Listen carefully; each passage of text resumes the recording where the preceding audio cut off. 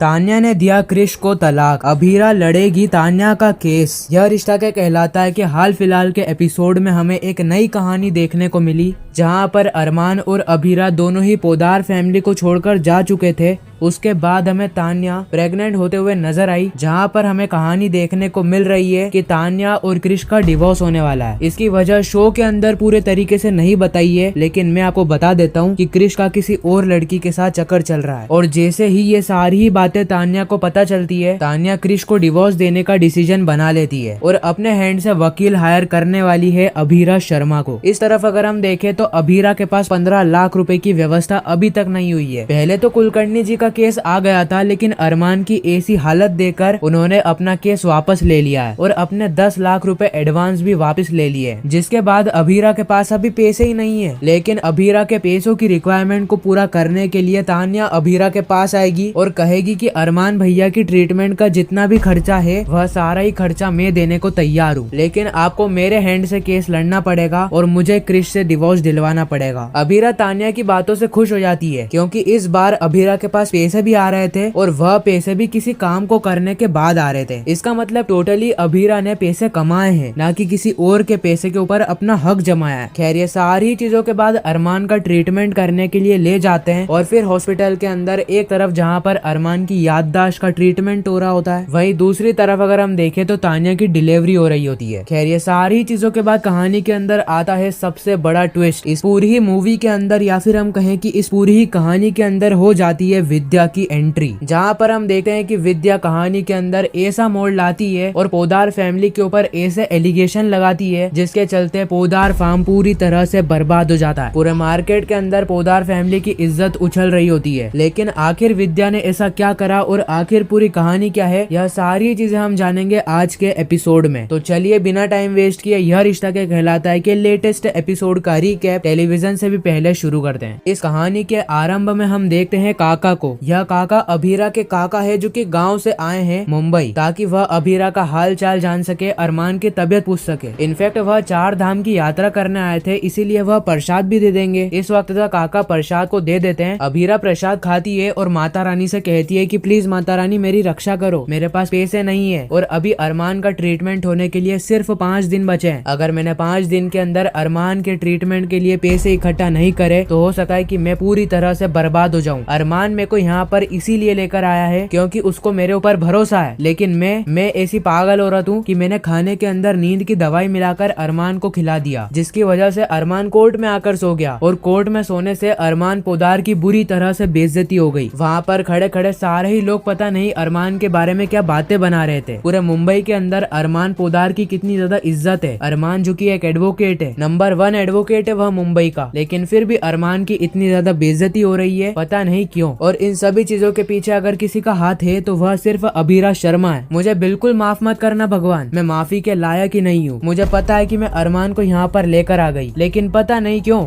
क्यों अरमान की ऐसी तबीयत में भी मैं अरमान से काम करवा रही हूँ। इस वक्त तक हम देखते हैं कि अभीरा के पास पोदार फैमिली से फोन आता है, जहाँ पर दादी सा अभीरा से कहती है अभीरा जल्द से जल्द पोदार फैमिली आ जाओ, क्योंकि तुम्हारे बच्चे मायरा मुक्ति ने बहुत बड़ा कांड करा है। इस वक्त तक अभीरा सीधे पोदार फार्म पहुंचती है, जहाँ पर वह देखती है कि मायरा और मुक्ति दोनों ही पोदार फैमिली के अंदर खड़े होते हैं। अभीरा उन दोनों के पास जाती है और कहती है कि तुम यहाँ पर क्यों आए, मैंने तुमको कोचिंग जाने के लिए बोला था ना। इस वक्त तक मायरा और मुक्ति कहती है कि मम्मी हम यहाँ पर सिर्फ एसी की हवा खाने आए थे, और वैसे भी पोदार फैमिली यह तो हमारा घर है ना, अगर हम हमारे घर में ही नहीं आएंगे तो हम कहाँ जाएंगे। अभीरा कहती है कि मायरा मुक्ति तुम इतना सवाल जवाब मत करा करो और मेरी बातों को माना करो, मैंने तुम्हें मना करा था ना, फिर भी तुम यहाँ पर आ गए। चलो अब यहाँ से जल्दी चलते हैं, नहीं तो पता नहीं दादी सा क्या बड़ा तमाशा करेगी। दादी सा कहती है कि मैं बड़ा तमाशा करूंगी? अरे बड़ा तमाशा तो तुम्हारे बच्चों ने किया है। तुम्हारे बच्चों को मना करने के बाद भी तुमने पोदार फैमिली के अंदर भेज दिया। मुझे पता था और मैंने पहले भी बोला था कि मायरा और मुक्ति इस परिवार को छोड़कर नहीं जा सकते, उन्हें यहाँ पर रहने की आदत हो चुकी है। मैंने तुम्हें कहा था ना कि तुम माफी मांग लो, लेकिन फिर भी तुमने माफी नहीं मांगी ना, तो ठीक है फिर मत मांगो माफी, लेकिन अपने बच्चों को यहाँ पर भेजने की दोबारा गलती मत करना। अभीरा इस वक्त तक दादी सा की बातों को सुन रही होती है और दादी सा पता नहीं गुस्से में आकर क्या अनाप शनाप बक देती है, जिसके चलते अभीरा पूरे परिवार के सामने बेइज्जत हो जाती है। अभीरा वहाँ से चले जाती है, लेकिन मायरा और मुक्ति वहीं पर ही खड़े रह जाते हैं और वह पूरे परिवार से सिर्फ एक ही सवाल कर रहे होते हैं, आखिर रातों रात हमारे परिवार को पोदार फैमिली से क्यों निकाल दिया, आखिर हमारी ऐसी क्या गलती थी? आखिर मेरे मॉम डैड की क्या गलती थी? अरे सब चुप क्यों खड़े हो, जवाब दो ना। कोई जवाब क्यों नहीं दे रहा है? तान्या इस वक्त तक मायरा मुक्ति के पास आती है और कहती है कि यह लोग जवाब क्यों देंगे, क्योंकि इन लोगों की वजह से ही तो इतना बड़ा बखेड़ा खड़ा हुआ है। इन लोगों की ही गलती की वजह से अरमान और अभीरा दोनों ही पोदार फैमिली को छोड़कर गए हैं, और अब अगर हम इनको कहेंगे तो ये हमारी बातों को क्यों सुनेंगे। खैर इस वक्त तक तान्या मायरा और मुक्ति को सारी ही बातें बता देती है और इसी के साथ यह पूरी कहानी यहीं पर ही खत्म हो जाती है। आने वाली कहानी के अंदर हम देखने वाले हैं कि तान्या को सारा ही सच पता चल जाएगा कि क्रिश का किसी और लड़की के साथ चक्कर चल रहा है, और जब ये सारी ही बातें अभीरा को पता चलेगी तो अभीरा तान्या से कहेगी कि तान्या मैं तुम्हारी तरफ से केस लड़ूंगी, तुम क्रिश के ऊपर डिवोर्स का केस ठोको। और आने वाले एपिसोड के अंदर तान्या मुंह मांगी कीमत देगी ताकि अरमान का इलाज हो सके और अरमान की यह बीमारी को जल्द से जल्द ठीक किया जाए। लेकिन इसके बारे में आपको क्या लगता है? क्या अरमान की याददाश्त वापस आ पाएगी? क्या अभीरा पीएसओ का इंतजाम कर पाएगी? तो ये सारी चीजें हमें आने वाले एपिसोड में देखने को मिलने वाली है। बाकी आपको यह वीडियो कैसी लगी कमेंट करके जरूर बताना। मैं मिलता हूँ किसी नेक्स्ट इंटरेस्टिंग वीडियो में, जब तक के लिए गुड बाय।